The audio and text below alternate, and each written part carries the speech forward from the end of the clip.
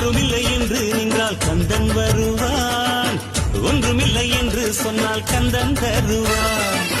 துன்பம் என்று வந்தால் அங்கே வேலன் வருவான், வெற்றிகளை அள்ளி அள்ளி கையில் தருவான். செந்தூர் வேலா, செந்தூர் வேலாவும் வேலை என் போன்ற ஏழை கண் தேடக்கூடாதா?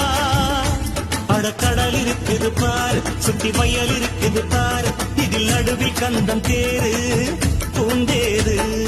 கடலோரம் கந்தன் முகமே ஆனந்தமே, வேலவனின் வேல் நின்று காத்திடுமே. அலையோரம் மோதும் ஒலியே ஓம் என்றுதான் காற்றோடு எப்போதும் கேட்டிடும்.